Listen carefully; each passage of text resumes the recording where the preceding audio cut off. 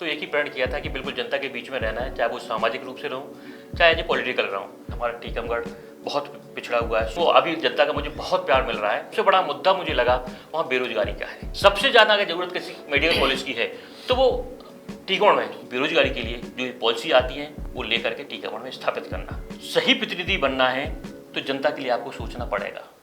भैया राम राम नमस्कार। हमें तो चिंता ही हो। नाम है हमारा सचिन चौधरी। मध्य प्रदेश की चुनावी बिसातें धीरे धीरे बिछन लगी हैं और 2023 में नवंबर के महीना में विधानसभा को चुनाव है और पिछले चुनाव में टीकमगढ़ शहर में अचानक से अच्छे खासे वोट ले आके जो है चौंका दो तो डॉक्टर विनोद राय साहब ने आज हमारे संग हैं। पिछली बार बहुजन समाज पार्टी के टिकट पे चुनाव लड़े थे, लगभग 10,000 वोट आपको हासिल हुए थे। विनोद भैया ये बार जो है फिर से कछु तैयारी है का? सबसे पहले तो सचिन भैया आपके जो हमारा जो बुंदेलखंड का और मुझे लगता है इस समय मध्य प्रदेश का सबसे अच्छा चैनल बुंदेली बौछार के समस्त जो दर्शक हैं उनको मैं प्रणाम करता हूं। साथ ही टीकमगढ़ जिले की समस्त जनता को प्रणाम करता हूं। आपका मैं बहुत बहुत धन्यवाद देता हूं कि जो आपने मुझे इंटरव्यू के लायक समझा। बहुत बहुत धन्यवाद। तो पिछली बार आप चुनाव लड़े थे और ई बार भी कछु है तैयारी? बिल्कुल भैया, हम लगातार 5 साल से क्षेत्र में जनता के बीच में है और 2018 में मैं श्याम साहब मेडिकल कॉलेज में विभिन्न पदों पर एज ए चिकित्सक के रूप में रह चुका हूँ। जब मैं नौकरी छोड़ रहा था तो एक ही प्रण किया था कि बिल्कुल जनता के बीच में रहना है, चाहे वो सामाजिक रूप से रहूँ, चाहे एज ए पॉलिटिकल रहूँ। और अभी सामाजिक एक्टिविटी हमारी चल रही है और साथ ही जब क्षेत्र में मैं जा रहा हूँ तो जनता भी ये कहती है कि साहब हम लोगों को सबको राजनीतिक क्षेत्र में आना चाहिए, तो बिल्कुल मैं तैयार हूँ। पिछली बार आपने अचानक से चौंका दो तो चिकित्सा को आपको अच्छा खासो पेशा चल रहा तो और ई के बाद फिर आपने अचानक से नौकरी छोड़ी, कैसे जो विचार बने? भैया ऐसा है कि श्याम साहब मेडिकल कॉलेज में मेरा 96 बैच में एडमिशन हुआ था। उसके बाद मेरी 2003 में नौकरी लग गई। सरकार को मैंने 2003 से लेकर 2018 तक सेवाएं दी, लेकिन इस दौरान मुझे ऐसा लगता था जब मैं टीकमगढ़ लौट के आता था तो हमारे टीकमगढ़ में बहुत सारी समस्याएं थी। जैसे शिक्षा को लेकर हमारा टीकमगढ़ बहुत पिछड़ा हुआ है, स्वास्थ्य को लेकर भी बहुत पिछड़ा हुआ है। क्योंकि मैं टीकमगढ़ की पैदाइश हूँ तो मुझे भी ऐसा लगता था कि मैं वहाँ पर बहुत काम कर रहा हूँ, वहाँ की जनता से रीवा में मुझे बहुत प्यार मिल रहा था। लेकिन मेरी इच्छा थी कि जहाँ मेरा जन्म हुआ है मैं वहाँ आकर के ऐसा कुछ काम करूँ जिससे यहाँ की जनता के लिए मैं कुछ कर सकूँ और उस जन्मभूमि का मैं ऋण अदा कर सकूँ। तो यही सोच करके मैं टीकमगढ़ आया और अब तब लगातार 5 साल से मैं जनता के बीच में हूँ। पिछली बार आप लड़े 10-12 दिन आपको चुनाव की तैयारी के लाने मिल पाए, फिर भी 10,000 वोट आपको मिल गए। ई के बाद से आपने पिछले चुनाव को का ऐसा अनुभव आपको लगा जो आपने पिछले 5 साल में जी को लाभ हो या जी के आधार पे आपने आगे बढ़े? भैया पिछली बार जब चुनाव का हमने चुनाव लड़ने का डिसाइड किया वो तारीख थी 28 अक्टूबर। 28 अक्टूबर को जो हमने चुनाव लड़ने का डिसीजन लिया तो 4 नवंबर को हमारा हो गया था टिकट फाइनल। 9 नवंबर को हमने पर्चा दाखिल किया। 9 नवंबर से लेके 27 नवंबर को चुनाव थे। मुझे मुश्किल से 15 दिन ही चुनाव के लिए मिले। इस बीच में जो पिछली बार जो 15 दिन के हिसाब से मुझे जनता ने पसंद किया तो मुझे ऐसा लगा कि जनता भी चाहती है कि एक पढ़ा लिखा आदमी जो क्षेत्र के विकास भी कर सकता है, लोगों की बातें सुन भी सकता है, वो एक बहुत सिंपल फैमिली से ताल्लुक़ रखता है, ऐसे व्यक्ति को पसंद करती है। क्योंकि 10,000 वोट जो मैंने सोचा है मुझे जनता का बहुत प्यार मिला। जब 10,000 वोट मिले तो यही सोच करके मेरे को अंदर से आत्मविश्वास आया और उसी 10,000 वोट को लेकर के मैं अब जनता के बीच में हूँ। अभी जनता का मुझे बहुत प्यार मिल रहा है। 5 साल में आपने ऐसे कौन से बड़े मुद्दा समझे जो टीकमगढ़ शहर के लाने जरूरी हैं, शहरी विधानसभा क्षेत्र के लाने? भैया सबसे बड़ा जो मुद्दा मुझे उस क्षेत्र में लगा, मुद्दे तो बहुत सारे हैं लेकिन सबसे बड़ा मुद्दा मुझे लगा वहाँ बेरोजगारी का है, पानी का है। बेरोजगारी का आज हम अगर गर्मियों के दिनों में मैं जाऊँगा तो अभी 50 से 60% घरों में ताले लगे होंगे।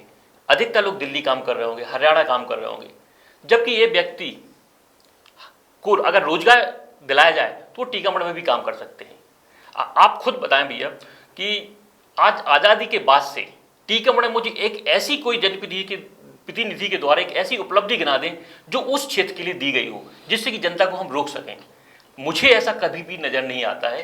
तो ये सबसे बड़ी समस्या पलायन है, बेरोजगारी की। दूसरी शिक्षा के रूप में भी बहुत पिछड़ा हुआ है। भाई हम आसपास देखते हैं, सागर है, छतरपुर है, बहुत बड़े बड़े स्कूल हैं, इंस्टीट्यूट है, यूनिवर्सिटी है, टीकमगढ़ में ऐसा क्यों नहीं हो सकता है?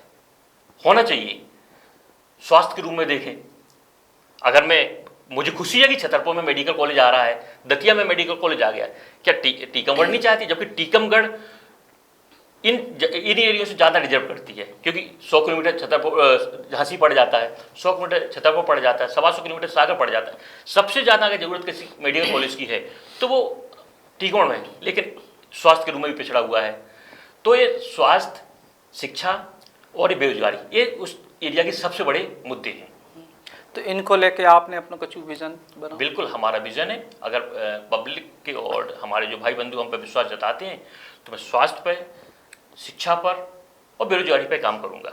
बेरोजगारी, जब मैं एक चीज़ कहता हूं कि जब आसपास के एरिया में स्वास्थ्य की सुविधाएं, वो बेरोजगारी की समस्या को सुलझाया जा सकते उनके प्रतिनिधियों के द्वारा, उन्होंने कैसे सुलझाया? भाई उन्होंने दिल्ली में अप्रोच की, भोपाल में अप्रोच की। ऐसा नहीं है कि स्कीम पॉलिसी हर एरिया के लिए आती है।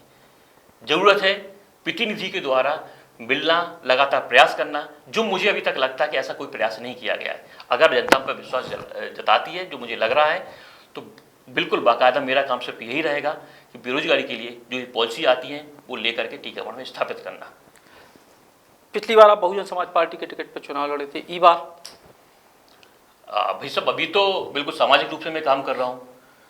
रही बात पार्टी की, अगर किसी पार्टी को ऐसा लगता है तो उस पर विचार किया जाएगा।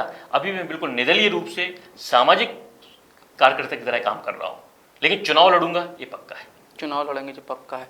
लेकिन वर्तमान में अब जी तरीके से विधानसभा क्षेत्र में विधायक हैं, भाजपा के लगातार विधायक हैं, वो के पहले कांग्रेस के रहे, परंपरागत जो राजनीति है उनमें आप कैसे गड़बड़ी देखत के आखिर उनकी वजह से क्या विकास शहर को नहीं पा? देखिए, गड़बड़ी देखना मुझे नहीं दिख रहा है, गड़बड़ी सब जनता को दिख रहा है। अगर आज़ादी के 75 साल बाद भी अगर रोजगार के साधन नहीं है तो कहीं ना कहीं गड़बड़ी तो है। पानी, बेसिक जो जरूरत है, पानी की व्यवस्था के लिए लोग तरस रहे हैं, गड़बड़ी तो है। लोग जनता से ज़्यादा अपने लिए सोच रहे हैं।